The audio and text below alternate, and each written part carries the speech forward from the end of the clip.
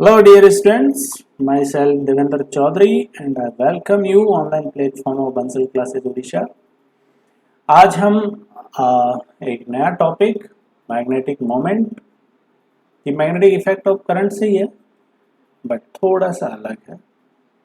आज हम इसके बारे में चर्चा करेंगे कि what is it and how it is used in many places. तो क्या होता है मैग्नेटिक मोमेंट? जैसे आपने बाकी भी मोमेंट सुने होंगे,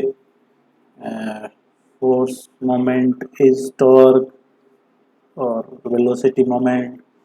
ऐसे एक मैग्नेटिक मोमेंट किसी भी लूप के लिए डिफाइन किया जाता है। मैग्नेटिक मोमेंट जैसे मान लो कोई भी एक लूप है, ये एक लूप है और इस करंट कैरिंग लूप है, this is a current carrying loop.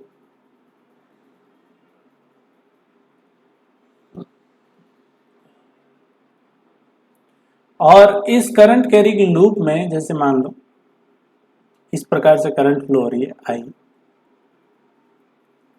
ठीक है। और इसमें ये इसका क्रॉस सेक्शन एरिया, इस क्या रहे इस लूप का जो एरिया है ये वाला, ये है सपोज ए। एरिया कितना है ए। तो इसका मैग्नेटिक मोमेंट एम वो होगा आपका I into area A, current I into area. अब ये चीज कहां से आई वो हम बाद में देखेंगे। एम इज आई इंटू ए, पहली बात मैग्नीट्यूड आ गया। अब इसका डायरेक्शन, तो ये एक वेक्टर क्वांटिटी है मैग्नेटिक मोमेंट। तो एम वेक्टर जैसे डाइपोल मोमेंट होता है वैसे मैग्नेटिक मोमेंट होता है। तो M vector equals to I area vector, ठीक है। ये एक लूप के लिए हमने मैग्नेटिक मोमेंट लिख लिया। अब एरिया तो हमें पता है कि ये जो एरिया है इसका एरिया अंदर भी होगा बाहर भी होगा, है ना। हाँ, तो कौन सा एरिया लेंगे, या फिर एरिया के डायरेक्शन मैग्नेटिक मोमेंट होगा तो मैग्नेटिक मोमेंट कौन सी डायरेक्शन में होगा? अगर ऐसे करंट फ्लो हो रही है तो प्लेन के अंदर होगा या प्लेन के बाहर होगा, क्योंकि एरिया अंदर भी है और बाहर भी है। तो डायरेक्शन जो है उसके लिए आप कर्ल राइट हैंड फिंगर्स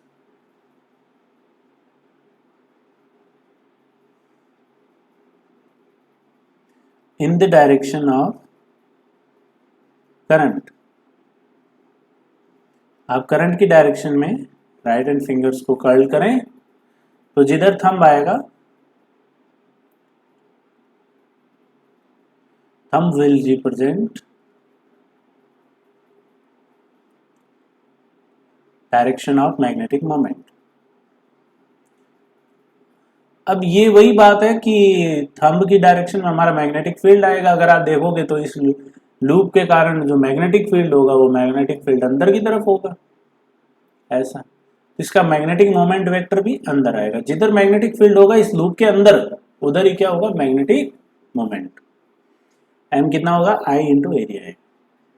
अब ये तो एक लूप की बात हुई। ऐसे ऐसे मान लो इसी में ये सेम, ये ऐसे एन लूप्स हैं। ऐसे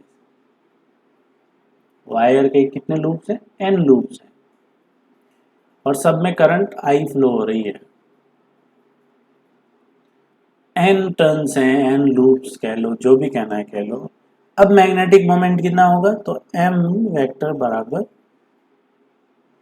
आई इंटू एन टाइम्स ऑफ ए, ठीक है।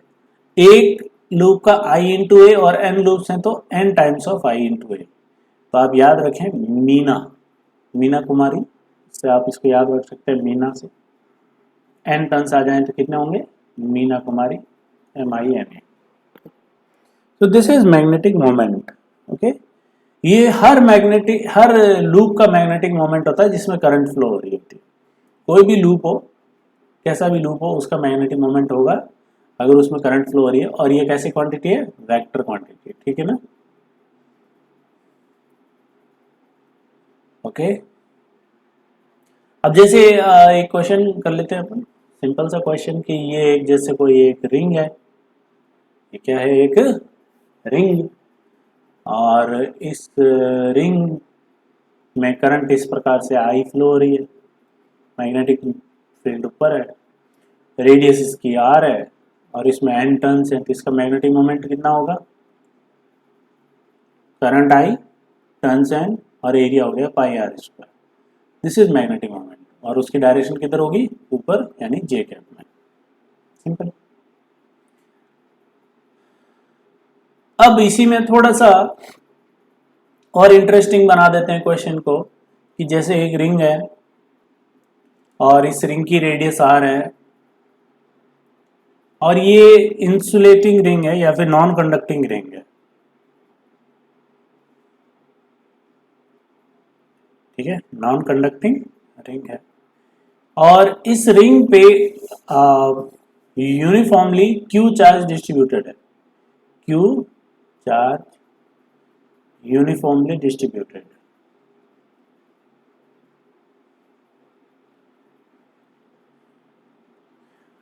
इस प्रकार से यहां पर पॉजिटिव चार्ज है, ठीक है, और अब हमने इस रिंग को घुमा दिया ओमेगा से, इसको ऐसे हमने घुमा दिया ओमेगा से। तो अब इस रिंग का हमको मैग्नेटिक मोमेंट लिखना है, तो इसका मैग्नेटिक मोमेंट कितना होगा,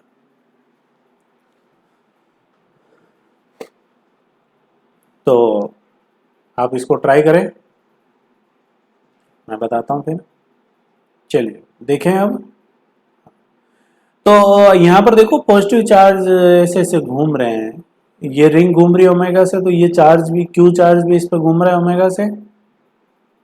तो चार्ज अगर फ्लो हो रहा है, देखो अगर चार्ज फ्लो होता तो करंट बनती, लेकिन अब यहाँ पे चार्ज ऊपर रखा हुआ है और रिंग घूम रही है तो भी चार्ज ही फ्लो हो रहा है यहाँ पे, तो यहाँ पर भी एक करंट फ्लो हो रही है और करंट फ्लो हो रही है, अगर हमें करंट मिल गई तो मैग्नेटिक मोमेंट हो जाएगा आपका आई इंटू इसका एरिया। अब करंट कितनी होगी, तो अगर मैं यहाँ पर ये क्रॉस सेक्शन एरिया ले लूँ, यहाँ पे मान लो मैंने ये क्रॉस सेक्शन एरिया बना लिया, यहाँ पे पूरी रिंग इसके अंदर से पास होती हुई जा रही है ऐसे, इस क्रॉस सेक्शन एरिया से एक सेकंड में जितना चार्ज पास हो रहा है वही करंट है ना।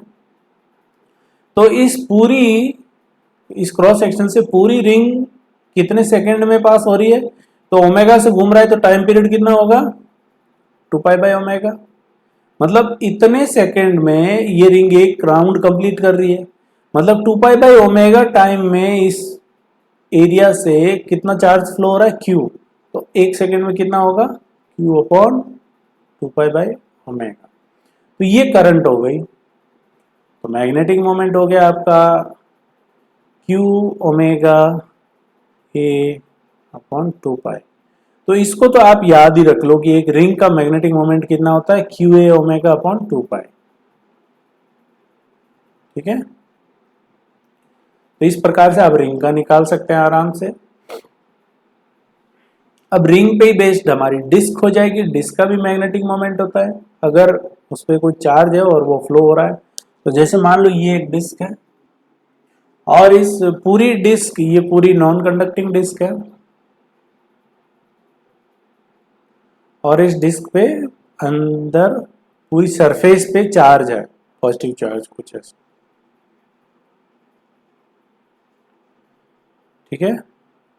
और अब अगर हम इस डिस्क को घुमा दें,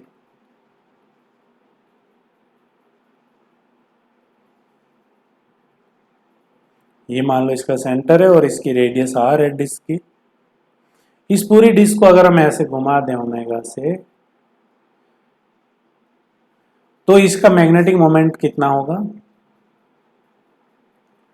स्क्रीन पॉज करें, आप निकालें।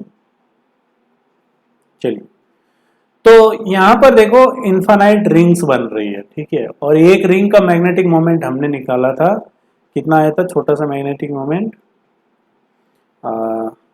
Q⍵/2π, ये एक रिंग की वजह से आया था, एक रिंग पे चार्ज Q था।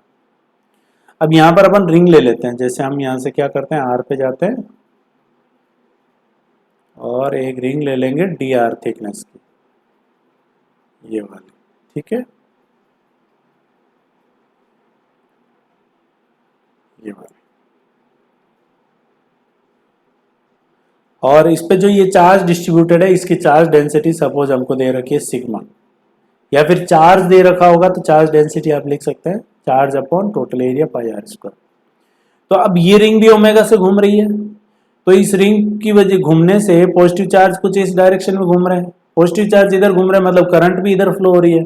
करंट इधर फ्लो हो रही है, अगर आप राइट हैंड फिंगर्स को इधर कर करेंगे तो अंगूठा बाहर आएगा, बाहर आएगा मतलब मैग्नेटिक मोमेंट पहली बात तो आउटवर्ड द प्लेन है, ठीक है। अब छोटा सा मैग्नेटिक मोमेंट अगर हम लिखें तो डीएम कितना होगा, क्यू, इस रिंग पे चार्ज कितना होगा, तो रिंग पे चार्ज होगा sigma into 2πr into D R, sigma charge density और रिंग का area 2πr into D R, ठीक है। तो ये तो हो गया उस पर चार्ज।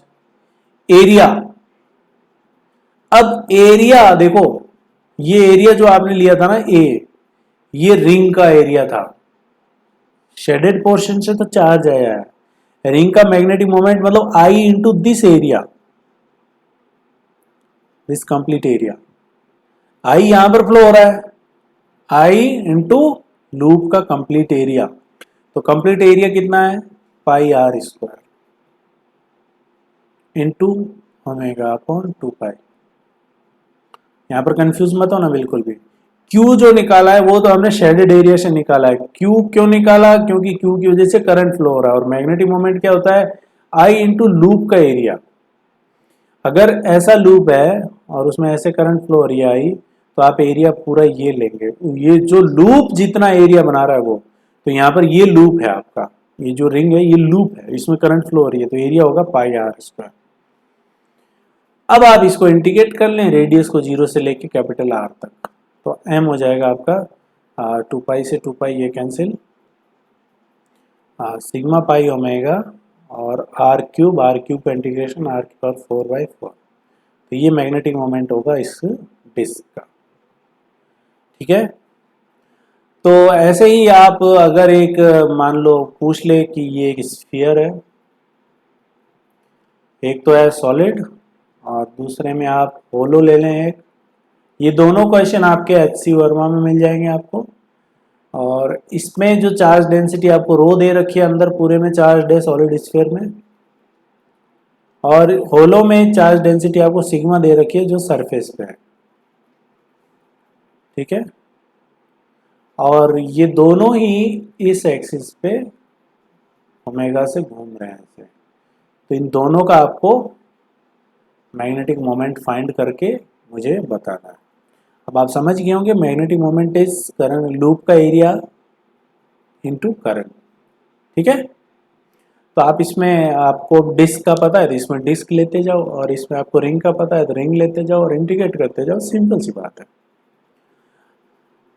अब चलते हैं हम कि हमने ये मैग्नेटिक मोमेंट क्यों निकाला, ठीक है। तो जैसे हमने डाइपोल मोमेंट निकाला था, डाइपोल मोमेंट निकालने से बहुत सी चीज़ें आसान हो गई थी, और वो ये हो गया था कि किसी भी डाइपोल पे लगने वाला टॉर्क आपने आराम से निकाल लिया था। टॉर्क कितना आया था m cross p cross e, है ना। अब मैग्नेटिक मोमेंट से कितना टॉर्क लगेगा किसी बॉडी पे जो कुछ भी है, तो वो देखते हैं अपन। जैसे मान लो कि इस प्रकार से ऐसा एक मैग्नेटिक फील्ड है, ये एक मैग्नेटिक फील्ड, ठीक है। और इसके अंदर एक इस प्रकार से लूप रखा हुआ है,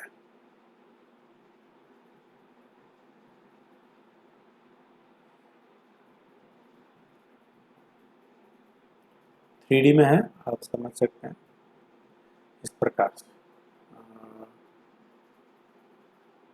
सॉरी, थोड़ा अच्छा बनाते हैं इसको।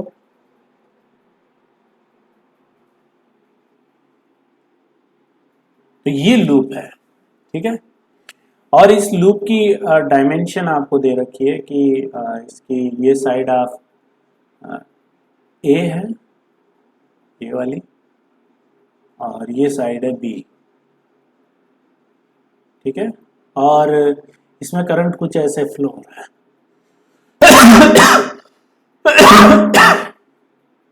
सॉरी, करंट कुछ ऐसे फ्लो हो रहा है, आई करंट फ्लो हो रहा है।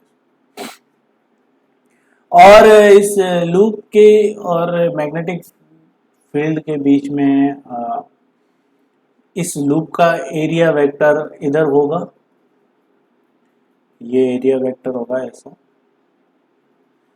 करंट की डायरेक्शन ये है, तो आप इधर अगर ऐसे उंगलियां घुमाएंगे तो एरिया वेक्टर ऐसे नीचे आएगा। और मैग्नेटिक फील्ड और एरिया वेक्टर के बीच का एंगल आपको थीटा दे रखा है। इधर मैग्नेटिक फील्ड है बी और ये एरिया वेक्टर है नीचे और एंगल है बीच में थीटा। ठीक है। और अब आपसे पूछा है कि इस पूरे लूप पे टॉर्क कितना लगेगा, वो हमको निकालना है।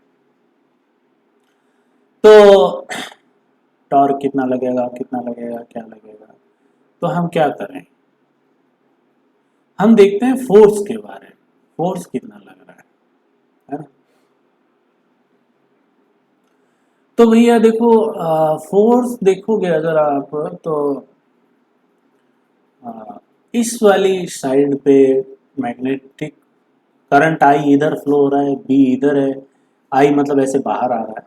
तो आई एल क्रॉस बी अगर देखें तो आई की ये आई की डायरेक्शन में एल क्रॉस बी करेंगे तो इस पर फोर्स ऊपर लगेगा।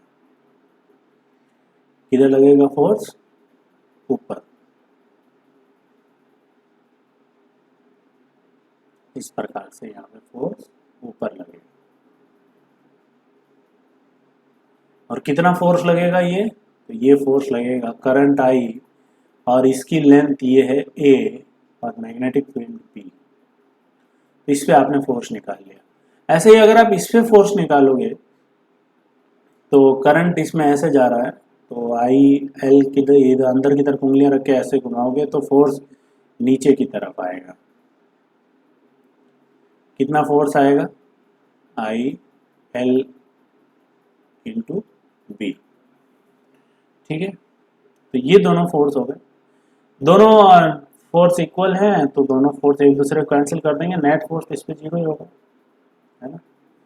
और अगर हम देखें तो इस वाली साइड पे, तो इस वाली साइड पे फोर्स अंदर की तरफ लगेंगे, ऐसे फोर्स इधर लगेगा अंदर। इस डायरेक्शन में आप अपनी उंगलियां रखें आई की तरफ और बी की तरफ रोटेट करें, थंब अंदर जाएगा, यहाँ पर फोर्स बाहर लगेगा, है ना। तो ये दोनों फोर्स तो सेम लाइन से पास हो रहे हैं तो ये दोनों तो कैंसिल हो जाएंगे और इनका कोई टॉर्क भी नहीं आएगा, लेकिन इस फोर्स का और इस फोर्स का टॉर्क आएगा। और आप देख सकते हैं कि सेम फोर्स है, सेम फोर्स जब होते हैं तो कपल टॉर्क बनता है ना। तो कपल टॉर्क में हम कैसे निकालते हैं, तो कपल टॉर्क कपल फोर्स के कारण जो टॉर्क होता है वो होता है फोर्स इनटू परपेंडिकुलर डिस्टेंस, ये तो होता है।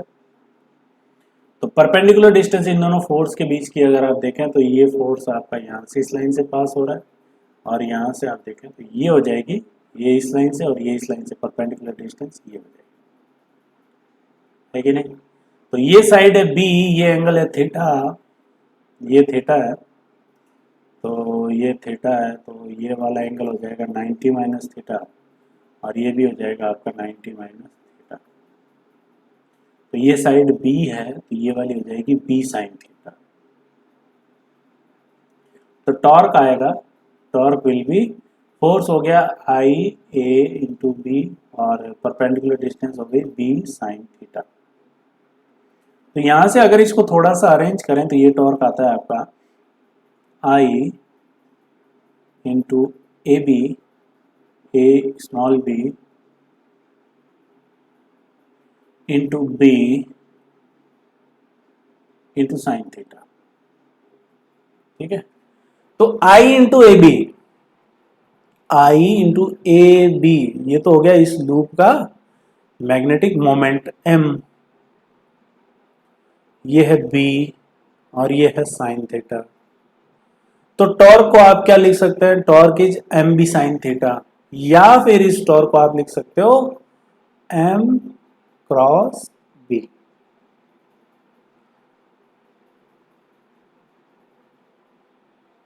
ये बहुत इंपॉर्टेंट रिलेशन हमने निकाल लिया है कि अगर एक लूप, करंट कैरिंग लूप किसी मैग्नेटिक फील्ड में पड़ा हो अगर पूरा लूप है, करंट कैरिंग लूप है, तो उसमें नेट फोर्स तो हमेशा जीरो होगा, ये ध्यान रखना, क्योंकि नेट फोर्स में आई एल वेक्टर होता है, L vector L cross B, तो एल वेक्टर तो आपका यहाँ से शुरू होकर वापस यहीं पहुंचे हो, तो एल वेक्टर जीरो हो जाएगा, इसलिए नेट फोर्स तो जीरो होगा पूरे लूप पे। तो आप देख सकते हैं ये फोर्स कैंसिल हो जाएंगे, ये फोर्स कैंसिल हो जाएंगे, लेकिन नेट टॉर्क जीरो नहीं होगा, नेट टॉर्क कितना होगा, M cross B.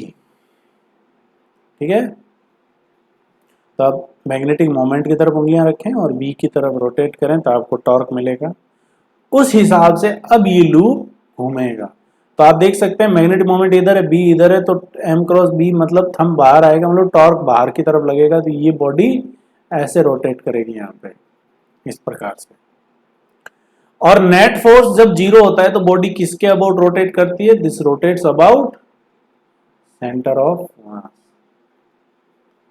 Got my point? तो ये सेंटर ऑफ मास के अबाउट रोटेट करेगी इस टॉर्क से। तो आप कैसा भी क्वेश्चन हो आप उस पर टॉर्क लगाएं, torque equals to I alpha, उससे अल्फा निकालें, ब्ला ब्ला जो भी होता है, सारे क्वेश्चन वही है जैसे आपके टॉर्क बराबर पी क्रॉस ई के क्वेश्चन थे, है ना, तो वही सब क्वेश्चन है। अब इसी प्रकार का क्वेश्चन में मान लो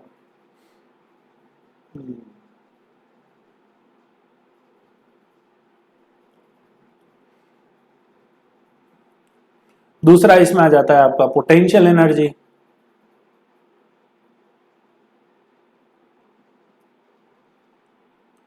जैसे हमने मैग्नेटिक मोमेंट लिखा था, फिर उस पर टॉर्क पी क्रॉस ई निकाला था, फिर potential energy you is minus P dot E निकाला था, तो वैसा ही कुछ यहां पर भी पोटेंशियल एनर्जी हो जाएगा आपका माइनस एम डॉट बी। ठीक है, माइनस का एम डॉट बी आप निकाल सकते हैं उसको, जैसे हमने उसमें निकाला था, आप वापस लेक्चर देख सकते हैं। आपने क्या किया था, थीटा पे गए थे और वहां से आपने डी थीटा डिस्प्लेस किया था, फिर जो छोटा सा वर्क आया था, वर्क यहाँ पे टॉर्क ने किया था, टॉर्क का work T torque into D theta, और इसको आपने इंटीग्रेट किया था, ठीक है ना, और फिर थीटा इक्वल टू 90 पे आपने पोटेंशियल एनर्जी कितनी मानी थी, जीरो, तो थीटा 90 पे आपने ये potential D W is minus you, या फिर यू जो भी कहना चाहो, D you minus D you, इससे आपको मिलता है थीटा 90 पे जीरो, और किसी थीटा पे पोटेंशियल एनर्जी यू जो कि आएगा आपका माइनस एम डॉट भी। ये आप याद रख सकते हैं, बहुत ही आसान है, potential energy minus M dot B. तो अब तीन कंडीशन फिर से वही देख लेते हैं, सेम डाइपोल मोमेंट के जैसा ही है। जैसे मान लो ये एक मैग्नेटिक फील्ड है और इसमें एक लूप ऐसे पड़ा है,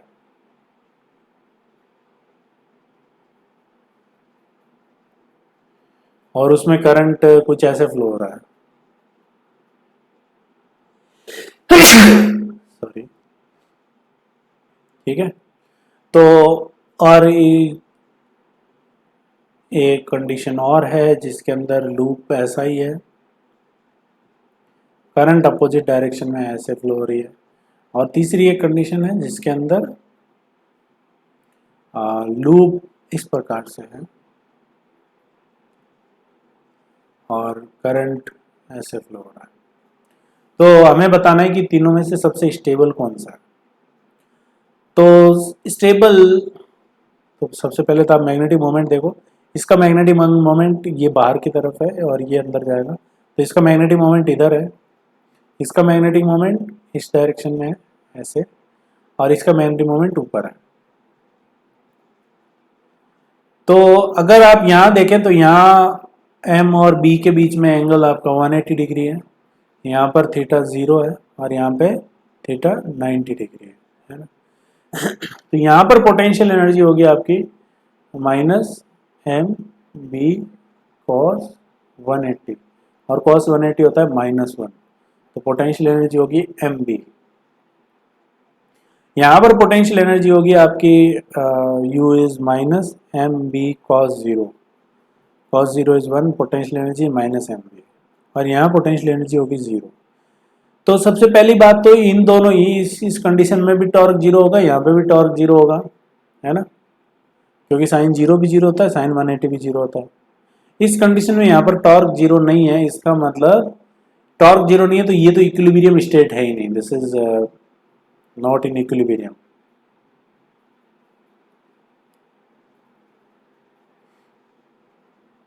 ठीक है, अब इन दोनों को देखें, अगर यहाँ पर इक्विलिब्रियम में है दोनों पे टॉर्क जीरो है, लेकिन यहाँ पर पोटेंशियल एनर्जी ज्यादा है और यहाँ पर पोटेंशियल एनर्जी नेगेटिव में, मतलब बहुत कम है, तो ये वाला आपका स्टेबल इक्विलिब्रियम है और ये वाला अनस्टेबल है। ठीक है, अगर आपने इसको थोड़ा सा रोटेट किया, रोटेट करके मान लो आपने एम को यहाँ ले आए, एम को यहाँ लेते ही एम क्रॉस बी, इस पे एक टॉर्क लगेगा अंदर की तरफ, एम क्रॉस बी टॉर्क अंदर की तरफ, और आपने घुमाया भी अंदर की तरफ, आपने ऐसे घुमाया ना तो घुमाने का सेंस अंदर की तरफ है, तो आपने आपका एंगल भी अंदर है और टॉर्क भी अंदर है, तो ये बॉडी पूरी घूम जाएगी। लेकिन अगर आप इसको घुमाएंगे तो आप देखेंगे ऐसे घुमाया आपने अगर एम को, तो थीटा आपका बाहर है, अगर ऐसे उंगलियां घुमाएं थीटा बाहर है, और एम क्रॉस बी देखेंगे तो एम इधर है बी इधर है, तो एम क्रॉस बी अंदर है, तो दोनों अपोजिट डायरेक्शन में, तो ये वापस अपनी पोजीशन रिटेन कर लेगा और ये हो जाएगा आपका स्टेबल इक्विलिब्रियम। तो स्टेबल इक्विलिब्रियम पे फिर से एक क्वेश्चन जैसे पूछ लिया जाता है कि ये एक मैग्नेटिक फील्ड है और इस मैग्नेटिक फील्ड में एक लूप रखा हुआ है इस प्रकार से, और इस लूप में जो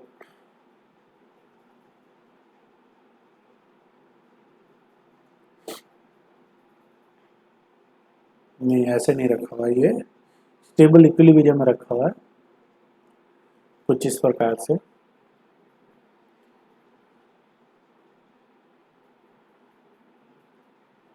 और इसमें करंट कुछ ऐसे फ्लो हो रहा है कि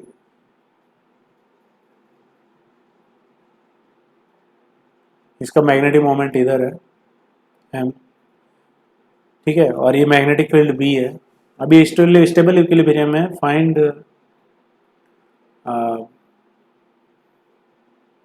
angular, find time period of oscillation